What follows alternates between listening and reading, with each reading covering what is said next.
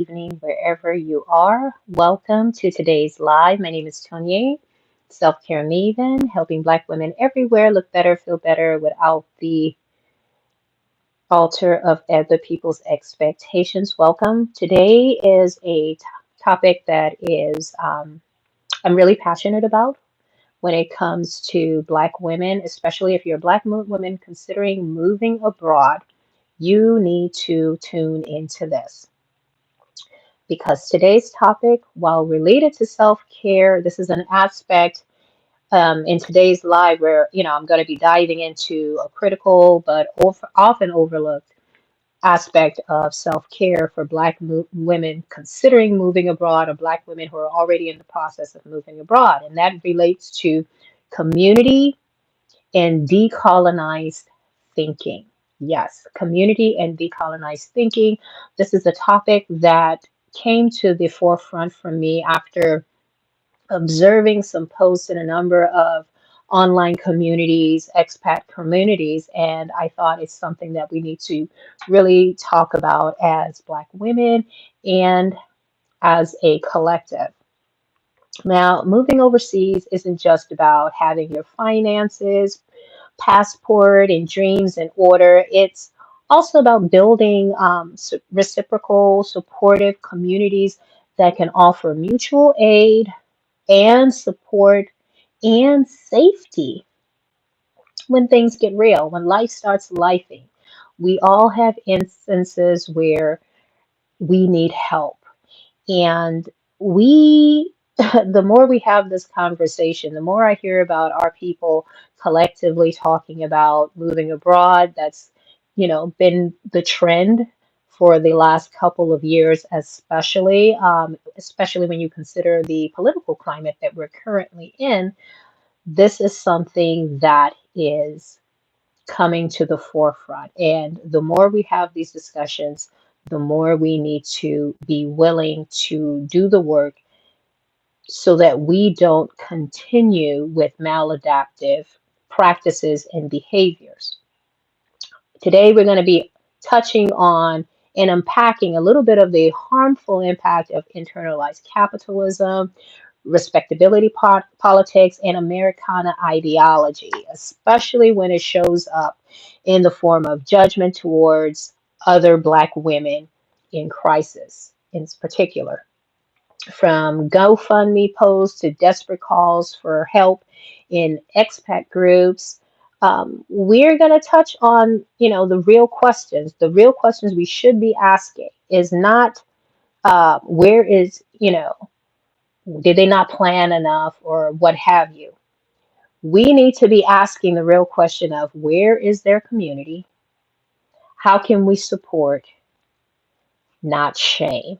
And that is something that really triggered me earlier this week as I was, bouncing around in a couple of expat groups that are dedicated to people of color and, Black women, etc., who are considering moving abroad or in the process of moving abroad or trying to move abroad. And so I wanted to address this because at first I wasn't going to, but then I seem to be noticing a trend. And so one thing I don't want us to, as a people, and especially as Black women, is for those of us who have made the successful jump to expatting, living that life, for us to have instances where we become critical or in some way arrogant about the fact that there are others trying to do the same thing for what have you, whatever reason. So that's why I came up. I said, well, let me boil this down to a couple of points. The first one being community care is part of self-care. Now, moving abroad isn't just about solo empowerment. Yes, you need to empower and do the internal work on yourself, but it's not just. We need to understand as a people, we were built for colonized versions of any way of living. We are a community people. We thrive in community. And yes, there are aspects of our existence that have to be solo in terms of our personal growth and development, things of that nature. But community is the backbone of any group, of any kind of human existence that thrives and is healthy. And so it's about, I don't want us to lose, you know, sight of the fact that community care is a part of self-care. It's about building, again, like I said, it's about building reciprocal communities that can support you when challenges arise. No one is an island. We all have instances where we need a little help, and that is okay. Again, whether it's financial stress, health issues, or cultural adjustments, having a trusted network matters, especially if you're moving abroad, considering moving abroad, or you've already made that jump. If you're going to thrive in that environment, you've got to keep this in mind. True self care, particularly for Black women, includes emotional safety, resource sharing, and mutual aid, especially in unfamiliar environments. And so, again, I wanted to welcome everybody who's just tuning in. Welcome to Freedom at the Crossroads. I'm Self Care Maven. I am a self care and health coach for Black women over 40. We talk travel, we talk we talk self care, empowerment, and thriving for Black women and elevating ourselves to the next level, living our best life. And that includes moving abroad because what sometimes, in order to live your best life, it means changing your environment too as part of your self care strategy. Now, moving along to the next point, I'm going to talk about the danger. I want to touch on the danger of internalized capitalism and respectability politics because I'm unfortunately hearing more and more of this as I bounce around. I'm one of those people where, yes, I'm nosy, and I'm one of those people that likes to do my research, and so I have a tendency to bounce between various groups online in the course of my own journey of moving abroad sometime down the line too. I want to change my own home base eventually as well. And so I'm doing the necessary research and, forming my own network, supportive network for when I eventually make that jump myself at some point. And so if you're a Black woman, please hit the follow button, give me a thumbs up so that when I go live again or put in another video, you too can access that information and tune in. And you can always connect. This is community here every Sunday. I do either upload a video or I will go live. Today is Saturday, and I just thought because of this particular issue that was really weighing on my mind, and I saw this conversation coming up even on other platforms in other social media platforms, that I said, okay, this is something we need to talk about because it's becoming problematic at some point, and I don't want people to feel like they don't have a choice, especially given the context of the political climate we're currently in here in the US of A. Now, I wanted to touch on the danger of internalized capitalism and respectability politics because many of us have unknowingly absorbed harmful, what I call Americana beliefs, bootstrapping, judgment of others' financial, decisions, and just toxic independence.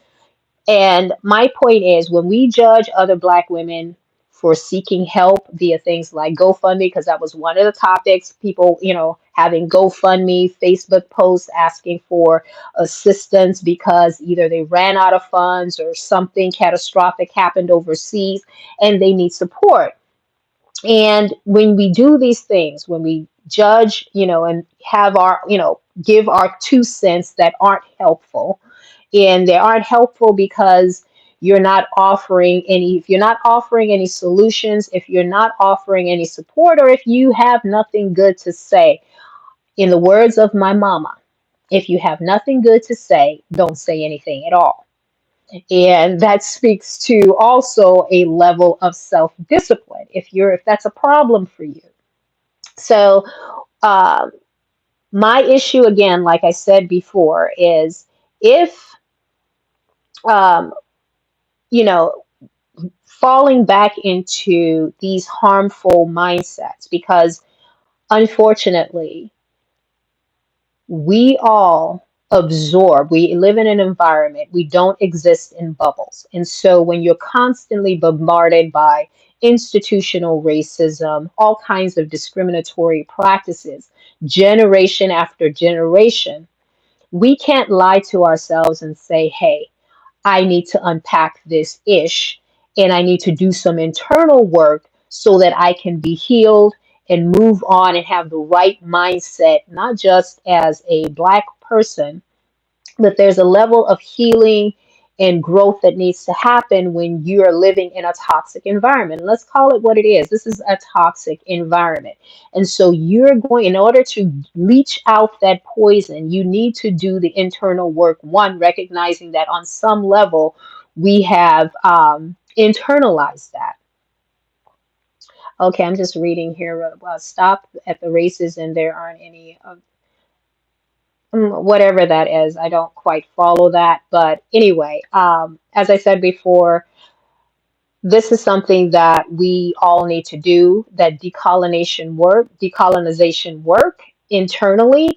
And that's why I speak to, if you've listened to any of my previous videos, followed any of my previous lives where I talk about the version of self-care that is popularized in mainstream media is something that is not accessible to us and is actually quite harmful to us as Black people and specifically Black women. It's inherently toxic, it's exploitative, and it has stripped a number of indigenous practices from other groups in order to create a commodity that is sold to the rest of us, to separate us essentially from our finances. There's no growth in that. It's something that is inherently inaccessible to us as a people. And so our version of self-care needs to be decolonized in order for us to thrive and heal in a manner that we need, in order that is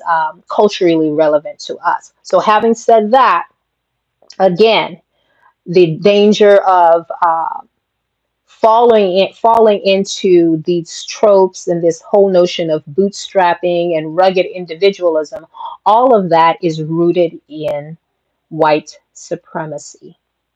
And so when you find yourself making these kind of critiques of other people, particularly other women in groups that were created for our people specifically because we have our own issues and other things we are trying to build and work on in that journey of expatriation, specifically, you're going to need to do that work. And so it's unhelpful and it's even harmful to people that might otherwise, who ordinarily would have reached out for hope. It's similar to someone who has a mental health issue, seeking help, not sure of how to seek help, goes into a group that they believe is a safe space, and then getting attacked and judged for even saying that, hey, I think I need some help. So that's the context in which I'm speaking on this topic. Then again, I also wanted to talk about, touch on a point of, and like I said, unpacking things like internalized capitalism and internalized respectability politics. Also, decolonizing self-care and unpacking anti-Blackness is also something that needs to be done. Radical self-care requires us to confront, like I said before, and unlearn the ways white supremacy, patriarchy, and colonial thinking show up in our lives and how we treat each other. And so again, things like that judgment or, what was this person doing? Or why did you do that XYZ? Rather than, offering a support network, addressing the issue first, and then saying, okay, how can we help you not to fall into this state again? So this includes, like I said before, challenging ideas around worthiness, productivity, and self-sufficiency. Ding, ding, ding. These kind of things are harmful. Like I said, This conversation, this live today was again sparked by some posts that I started seeing online and in, threads and things of that nature around, people, particularly Black women, having issues with overseas where they're either running out of funds or for one reason or another, they're having a difficulty. And to be honest, this wasn't just coming from Black women. This was coming from, people in general who had our persuasion, who moved overseas and found themselves for one reason or another in dire straits. And they went to, what they, considered safe spaces for people to ask for help and ask for the support, only to have some instances where people were being, operating from a place of privilege and also being quite critical and judgmental. And I did voice my concerns. A couple of us did voice our concerns around that, around the notion that this is not how we do things as a people, and this is not how we should be operating as humans. And that's when I had that, aha moment again, where, on further discussion, we arrived and said, you know what, this sounds a lot like XYZ. And, you dig a little deeper and you start getting to the root cause of these things. And typically it has to do with, not doing, you think you've done the work, but you haven't finished the work, or you haven't started the work, or you're under the illusion that you're above the work. And I hate to break it to a lot of us, you can't live in a toxic environment and expect or think that you will not be in some way, shape, or form compromised by that toxicity. Now, I work typically in my day job. I am in healthcare, particularly laboratory side of healthcare. And we all understand that working with in toxic environments, coming into contact daily with toxic elements, means that you will at some point be exposed to those toxins. And so you have to do the necessary work to cleanse and detoxify yourself of that. So I don't understand why we think that, well, some of us think that we're above doing that work. And that has to do with internalized anti-Blackness. And again, white supremacy, patriarchy, all of the relatives associated with those oppressive systems, all you can internalize that. I believe we are all familiar with the whole notion of how the abused becomes the abuser without doing the work and healing and therapy and all of that necessary to stop that cycle. The same is true in this instance as well. So, what is my takeaway from this? Everybody has different capacity. Everybody needs to do work. We are all at different stages of growth and development, especially when it comes to self-care and really in doing the necessary work to empower and rise above whatever station or situation we are currently in life. Now, in the context of moving abroad, doing our own Black sits as Black people, it's important that we don't carry the maladaptive and toxic stuff that's here to another place. And we're to the point where it can harm others. Historically, we have seen what happens when you carry. That's true. You can't change anything but yourself. And that's the whole point. Do the work, internal work necessary to take you to the next level, to evolve and to really be, in the right spirit and operate in the right ways, especially when it pertains to, living in community with your own people and other humans in a new environment. You don't want to take that level of toxin and, you know, toxicity, negativity. You don't want to carry that with you. And it's problematic. It's one thing to, have your own issues. It's another to spew that onto somebody else. And so that's my point. If you don't want, if nobody has to, you can't force somebody to do the work, but in the same way, you cannot use whatever is internal to you, whatever work you haven't done. You shouldn't allow that to exist outside of yourself. If you don't want to do the work, fine, but don't take your stuff and lay it on somebody else. A number of creators on this platform that I even follow, that I really love on this, on YouTube, they have said the same thing. Wherever you go, there you are. In other words, whatever luggage you're carrying inside of you, you can't run away from yourself. So if you don't address your own issues, that baggage goes with you. And in the context of a community that is moving to a new environment, a community of Black women or Black people that are expatriating, Black sitting, or traveling around the world, creating networks of community and all of that. The community is only as good and as healthy as the people individually in that community. And so when you are toxic, that has a tendency to poison everything else. And so what ends up also happening by extension is people who are in vulnerable positions, because guess what? Life be lifing, right? We're always, just because you moved overseas doesn't mean you're not going to get sick. Just because you have access to a better healthcare system, say outside of the country, doesn't mean you're not going to get sick or have something catastrophic happens. We all need each other. And so that notion of rugged individuality, oh, it's all me, that's toxic. And that is something that this country is built on.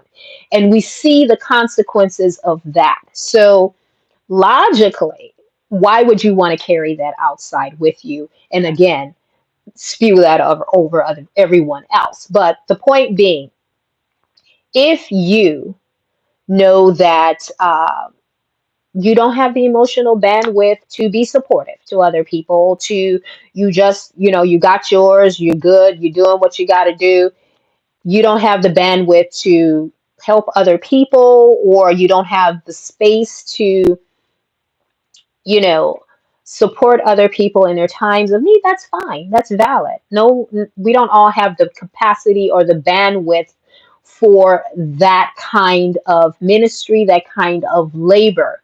And that's okay. By the same token, not everyone is a doctor, not everyone is a lawyer, not everyone is a nurse. Why? Because not everyone has the temperament and the bandwidth to operate in those spheres of humanity. And so my point was, at the end of the day, if you can't say something good, or you have nothing good to offer, nothing productive, nothing supportive, nothing that contributes to the community, it's okay, but keep it to yourself. And so that, I guess that's my basic message of today. If you can't lead with empathy, don't engage. And that was something I wanted to talk on, because those kind of what do I want to say? Those kind of responses to people needing help and things of that nature. I don't know if it's because I work in healthcare and I've dealt with crisis management as well. That's one of the things we are, even whether you have direct patient contact or not, we're all required to go through some level of that. And so when I started seeing those posts and listening to the actual people making those posts, as well as responses to those posts, I said, we've got to do better, especially with Black women, when we fully understand within this country. Forget about, living outside or moving abroad, living in this country, how vulnerable we are. just as a marginalized group, it's even you become even more vulnerable when you live in an environment that is not one. It's, a different country, probably a different language, dealing with different cultures, and so people are especially vulnerable when they fall into adverse situations, whether it's because of their own negligence or what have you. But the point of the matter is, coming from my perspective, working in the sphere that I work in, I understand that, hey, what is the first thing you do? You address the issue, you do you do what's necessary to destabilize and mitigate damage, and then you can address other things. And so that is my point, in that I feel like that's something we need to embrace as a people, because also no one is an island. You can have all the financial resource preparation that you needed going into a move abroad journey, and something catastrophic could happen. And so that's where being able to exist in a safe space is critically important. And part of that safety has to do with finding strategies, creating strategies of mutual aid and mutual support without that's completely excludes and rules out that kind of negativity. So that was kind of my rant for today. This is something I consider really critical to anybody's self care. There is a level of self care that is individual, because that is internal work that only you can do as an individual, but there is a collective and community based self care that is necessary, that needs to be meshed with that in order for you to have a holistic and culturally relevant version of self care that helps to nourish and sustain us as individuals and as communities, especially if you are considering a move abroad as a Black woman. It's a safety issue as well, because what? When people don't feel safe, they won't tell you what's wrong. And then there is the tendencies for people to fall into even more dire straits. There are instances of other Black women, not necessarily Black American women, but women our sisters from the continent, from Africa, where there have been instances where they didn't speak out regarding situations they were in. Why? Because they felt like they would be judged by their own communities, and things took a tragic end. Now, that's not to say that's the ultimate end of what could happen in this situation, but this is something we all need to remind ourselves about, because we all know the people that are least protected in the system that we live in is us. And so if we judge each other and we put that level of, we bring that baggage of toxicity of a system of oppression and exploitation and judgment and shame, if we bring that into our own supposed self space, what do you think is going to be what do you think is going to happen to those who are vulnerable, who are out there and who need support in community? And that's why we build these communities, to create spaces for ourselves, because we already understand that no one is coming to save us. No one's coming to save us as Black women. No one is coming to save us as a community. We have to do the work. It's not always pretty, it's often messy, but we've got to do the internal work so that we don't cause harm to others who might be in a more vulnerable position than us. Full stop. There's my TED Talk. So just wanted to put that out there, and I thank you for joining me today. Tomorrow I will be uploading another video that is more on track with self-care and the importance of decolonized self-care, that is strategic and culturally relevant to us as Black people, specifically Black women. And again, thank you for joining me.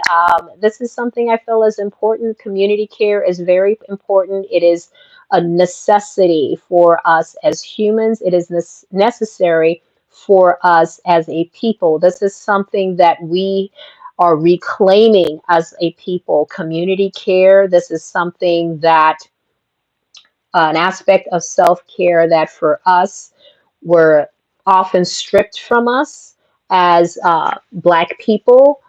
A number of cultural practices that are relevant only to us. And again, I say specifically, there are a number of cultural practices that are self-care, steeped in self-care, and that are necessary um, strategies in self-care that we need as a people to not just reclaim but gatekeep. And that's why I am deliberate about how much of that I speak on in these kinds of platforms. So if you need to reach out as a Black woman, I am, again, self-care and health coach for Black women specifically, and I work with women over 40. And so that's a lot of what I do. I do intensive work, self-care that is strategic and culturally relevant for Black women, and I do that work. And so if you need that, or you know someone who needs that, they can hit the link in my bio as well. Click on that, book a call, and we can talk. But again, you got to be ready to do the work because I call it an intensive for a reason, because it's very strategic and it's very specific. So again, thank you for joining me today. Until next time, enjoy the rest of the weekend. Rest is sacred and needs to be embraced. It is necessary and it is healing.